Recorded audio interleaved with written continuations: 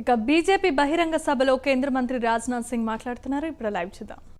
పథకం అనే యొక్క పేరుతోని ప్రజలందరికీ కూడా తమ యొక్క భూమి హక్కులను కల్పించే విధంగా శాటిలైట్ డిజిటలైజేషన్ యొక్క పద్ధతిలో ఇవాళ దేశవ్యాప్తంగా అనేక చోట్ల పైలట్ ప్రాజెక్ట్స్ ప్రారంభించడం జరిగింది. దాని ప్రకారంగా ఎక్కడ కూడా అవినీతికి తావు లేకుండా ఎవరి భూమి వారి హక్కులను కల్పించే యొక్క పరిస్థితి ఈ భూ స్వామిత్ర పథకం పైన ఉంది.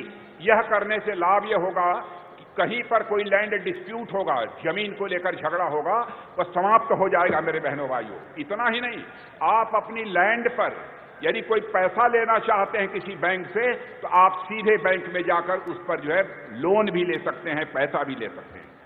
ఈ యొక్క కేంద్ర ప్రభుత్వం అందజేసే యొక్క ఈ హక్కు పత్రాల కారణంగా కేవలం డైరెక్ట్ గా మీరు వెళ్ళి మీ యొక్క భూమి పైన ఆ యొక్క డిజిటల్ యొక్క పద్ధతిలో మీరు లోన్లు పొందొచ్చు. అంతటి యొక్క సౌకర్యాన్ని కల్పిస్తున్నది వాళ్ళ కేంద్ర ప్రభుత్వం.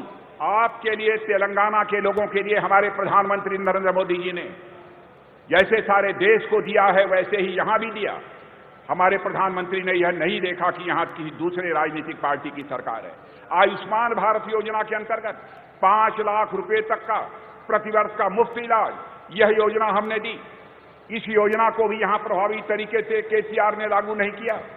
प्रधानमंत्री आवास योजना के अंतर्गत लोगों को मकान, लोगों को छत, पक्का मकान, पक्का घर देने का काम सारे हिंदुस्तान में 4 करोड़ से अधिक लोगों को दिया हमारे प्रधानमंत्री ने, लेकिन उसको भी यहां पर लागू नहीं किया गया। तेलंगाना, मैं कहना चाहता हूं मेरे बहनों भाइयों कि हमारा तेलंगाना का जहां तक प्रश्न है, हमारे प्रधानमंत्री के दिल के करीब है, दिल के करीब था, दिल के करीब है और दिल के करीब रहेगा। మన ప్రధానమంత్రి నరేంద్ర మోడీ గారు మిగతా ప్రభుత్వాల్లాగా మా పార్టీ ప్రభుత్వం లేదు కాదని చెప్పి అక్కడ స్కీమ్స్ ఇవ్వకుండా ఉండే యొక్క వ్యక్తి కాదు. మరి వాళ్ళ దేశవ్యాప్తంగా ఇచ్చిన విధంగానే ఇక్కడ కూడా మరి ఆయుష్మాన్ భారత్ పేరుతోని ఒక్కొక్క కుటుంబానికి 5 లక్షల యొక్క లబ్ధి చేకూర్చే యొక్క పథకాన్ని తీసుకురావడం జరిగింది. అదేవిధంగా దేశవ్యాప్తంగా ఏ విధంగానైతే ప్రధానమంత్రి ఆవాస్ యోజన కింద ఇండ్లు ఇవ్వడం జరిగింది. కానీ ఇక్కడ అవి జరగలేదు. కానీ దేశవ్యాప్తంగా 4 కోట్ల మంది పేద ప్రజలకు ప్రధానమంత్రి ఆవాస్ యోజన కింద ఇండ్లు కట్టి ఇవ్వడం జరిగిందనే ఒక विषयाన్ని తెలియజేస్తున్నాను. कोरोना के दौरान 2-2 डोज वैक्सीन की लगवाने का काम हमारे प्रधानमंत्री ने किया। 50 यानी 50 PSA प्लांट तेलंगाना में हमारे प्रधानमंत्री ने लगवाए। लेकिन बहनों भाइयों, यहां की सरकार को जो मदद करनी चाहिए वह सरकार नहीं कर रही है। स्टेप मदरली ट्रीटमेंट हमारे यहां के रहने वाले लोगों के साथ हो रहा है। हम चाहते हैं तेलंगाना का ओवरऑल डेवलपमेंट हो बहनों भाई। इसलिए मैं आपसे निवेदन करना चाहता हूं कि आपका सपोर्ट, आपका समर्थन यह भारतीय जनता पार्टी को प्राप्त होना चाहिए। మీ యొక్క మద్దతు, మీ యొక్క సమర్థన, మీ యొక్క అభిమానం భారతీయ జనతా పార్టీకి అవసరం. ఎందుకంటే దేశవ్యాప్తంగా జరుగుతున్న యొక్క అభివృద్ధి తెలంగాణ రాష్ట్రంలో సైతం జరగాలంటే ఇక్కడ మీ యొక్క అభిమానం, మీ యొక్క మద్దతు భారతీయ జనతా పార్టీకి అవసరం. मैं तेलंगाना की जनता से कहना चाहता हूं, आपने बीआरएस को 2 बार देखा, उनको मौका 2 बार दिया। हमें केवल 1 बार मौका देखकर देखिए कि भारतीय जनता पार्टी कैसे सरकार इस तेलंगाना में चलाती है। నేను ఒక విషయాన్ని మీ ముందు ఉంచుతున్నాను. బీఆర్ఎస్ ను 2 సార్లు చూశారు. బీఆర్ఎస్ పార్టీ, కేసీఆర్ పార్టీ 2 సార్లు కూడా ప్రజలకు మోసం చేసింది. కానీ ఒక్క అవకాశం భారతీయ జనతా పార్టీకి ఇవ్వాలని చెప్పి మీ అందరికీ కూడా నేను సవినయంగా మనవి చేస్తున్నాను.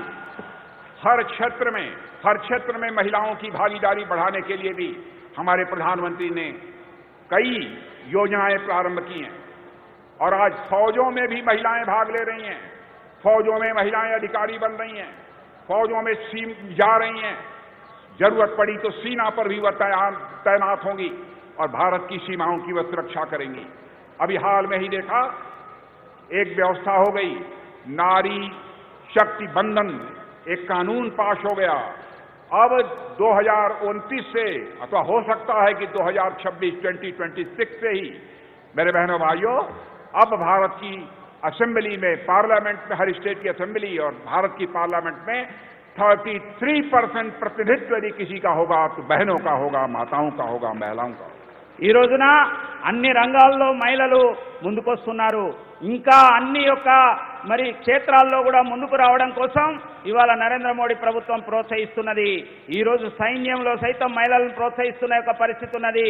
అదే విధంగా భారత నారీ శక్తి వందన అనే యొక్క పేరుతోని ఇటీవల పార్లమెంట్ ఒక చట్టం చేసింది. మహిళలకు చట్టసభలలో, అసెంబ్లీలో కానీ, పార్లమెంట్లో కానీ 33% రిజర్వేషన్ యొక్క చట్టాన్ని నరేంద్ర మోడీ ప్రభుత్వం తీసుకురావడం జరిగింది. దీని ద్వారా రాబోయే రోజుల్లో అన్ని చోట్ల కూడా మహిళలకు రిజర్వేషన్స్ లభించబోతున్నాయి. सरकार कैसे चलाई जाती है यह कला यदि सीखना है तो केसीआर जी आपको भारतीय जनता पार्टी से सीखना पड़ेगा। जो भी कदम हम लोगों ने उठाए हैं उसका स्वागत पूरे हिंदुस्तान में हुआ है, उसकी चर्चा दुनिया के दूसरे देशों में भी है।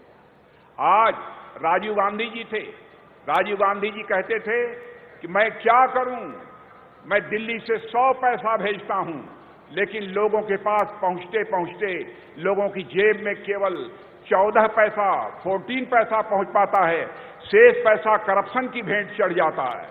उन्होंने मजबूरी व्यक्त की थी, लाचारी व्यक्त की थी, लेकिन हमारे प्रधानमंत्री ने जनधन खाता खोलकर डीबीटी के माध्यम से ऐसी व्यवस्था कर दी कि यदि दिल्ली के बैंक से 100 पैसा निकलता है तो 100 का 100 पैसा आपकी जेब में पहुंचता है, वह भ्रष्टाचार की भेंट नहीं चढ़ने पाता है। ఈ రోజు దేశమంతా కూడా అవినీతిని రూపమాపడం కోసం ప్రధానమంత్రి నరేంద్ర మోడీ గారు ఎన్నో రకాల ప్రయత్నాలు చేస్తున్నారు.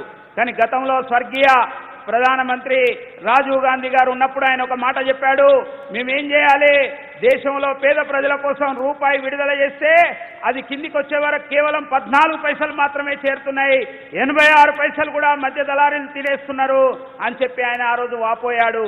కానీ ఈనాడు ప్రధానమంత్రి నరేంద్ర మోడీ గారు జన్ధన్ ఖాతాలు కొన్ని కోట్లు తెరయడం వల్ల ఇవాళ ఢిల్లీలో రూపాయి గనక విడుదల చేస్తే రూపాయి కూడా పూర్తిగా వాళ్ళ అకౌంట్లో చేరుతున్నదంటే ఇది నరేంద్ర మోడీ ప్రధానమంత్రి యొక్క ప్రభుత్వం యొక్క ఘనత. बीआरएस एमआईएम दोनों मजहब के आधार पर, जात के आधार पर वह राजनीति करते हैं, लेकिन भारतीय जनता पार्टी जाति, पंथ और मजहब, कास्ट, क्रीड और रिलीजन के आधार पर राजनीति नहीं करती है, बल्कि राजनीति करती है तो इंसाफ और इंसानियत यानी जस्टिस और ह्यूमैनिटी के आधार पर करती है। ఇవాళ ఈ రోజు వాళ్ళు కేవలం రాజకీయం ఏ విధంగా ఉందంటే కులతత్వం పైన, ప్రాంతతత్వం పైన, వర్గతత్వం పైన రాజకీయాలు చేస్తున్నారు. కానీ భారతీయ జనతా పార్టీ ఎట్టి పరిస్థితుల్లో కూడా కులము, మరి వర్గము, ప్రాంతం అనే యొక్క భేదం లేకుండా అందరికీ కూడా అభివృద్ధి జరగాలనే ఒక ఆలోచనతోనే భారతీయ జనతా పార్టీ ముందుకు పోతున్నది. और मैं कहना चाहता हूं बहनों भाइयों कि हमारी सरकार प्रधानमंत्री मोदी के नेतृत्व में कैसा काम किया है आप सभी जानते हैं। अर्थव्यवस्था के आकार की दृष्टि से जो हमारा भारत आज के 9-10 वर्ष पहले 10वें 11वें स्थान पर था, आज वह जंप लेकर दुनिया की टॉप 3 इकोनॉमी, दुनिया की टॉप की 3 अर्थव्यवस्थाओं में आकर, दुनिया की टॉप 5 अर्थव्यवस्थाओं में आकर खड़ा हो गया है।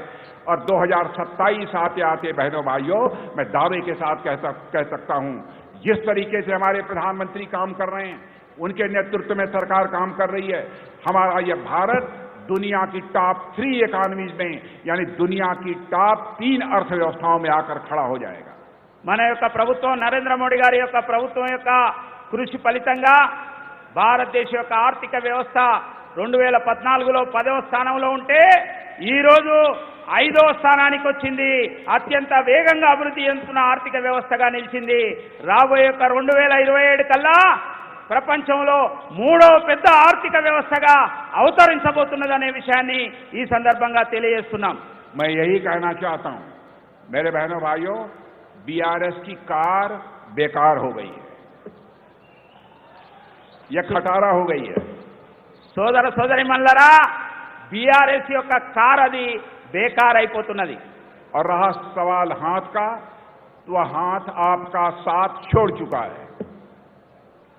माने जहां सवाल हाथ का, तो हाथ आपका साथ छोड़ चुका है।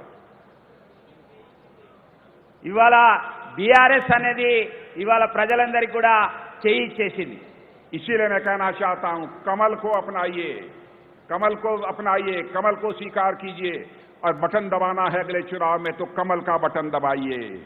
అందుకోసమే నేను మీ అందరికి విజ్ఞప్తి చేస్తున్నాను, ఏదైతే ఓటర్ల యొక్క మిషన్ ఉంటుందో దానిపైన కమలం గుర్తు యొక్క బటన్ పైన మీరందరూ ప్రెస్ చేసి లేకపోతే ఆ యొక్క చోట ఓటు వేయవలసిందిగా కోరుతున్నాను। आप जानते हैं लक्ष्मी जी घर पर यदि आती हैं तो वह कार पर बैठकर नहीं आती। लक्ष्मी जी घर में आती हैं तो हाथ पकड़कर नहीं आती। लक्ष्मी जी घर में आती हैं तो कमल के फूल पर ही बैठकर आती है। మీ అందరికీ తెలుసు లక్ష్మీదేవి ఎక్కడ కూర్చుంటది, కమలం పైన కూర్చుంటది। కాబట్టి కమలం గనక వికసిస్తే మనందరి యొక్క ఇళ్లలో కూడా సిరి సంపదలు ఉంటాయి। మరి భారతీయ జనతా పార్టీ గెలిస్తే అందరికీ కూడా అభివృద్ధి అనేది వస్తుంది। बहनों भाइयों, आप सबको बहुत बहुत धन्यवाद। और मैं फिर से इटाला राजेंद्र गारू को मैं धन्यवाद देना चाहता हूं। उनकी यह असेंबली कॉन्स्टिट्यूंसी है। इस बार आपने 23,000 से उनको जिताया है। इस बार तेलंगाना का पूरा रिकॉर्ड टूटना चाहिए। इतने भारी मतों से इटाला राजेंद्र गारू जीतकर चुनाव में पहुंचने चाहिए। आप सबको बहुत बहुत धन्यवाद। సోదర సోదరీమణులారా, గత ఎన్నికల్లో కేవలం 26,000 యొక్క ఓట్లతో మాత్రమే గెలిపించారు। రాబోయే ఎన్నికల్లో ఈ అసెంబ్లీలో పెద్ద మెజార్టీతోని గెలిపించవలసిందిగా, పూర్తి రాష్ట్రంలో కూడా మరి గెలిపించవలసిందిగా మీ అందరికీ విజ్ఞప్తి చేస్తూ ధన్యవాదాలు తెలియజేస్తున్నాం। భారత్ మాతాకి రాజ్నాథ్ సింగ్ గారికి ధన్యవాదాలు, వందన సమర్పణ తెలియాల్సిందిగా జమ్మిగూడ పట్టణ శాఖ అధ్యక్షులు జీడి మల్లేష్ గారిని కోరుతున్నా।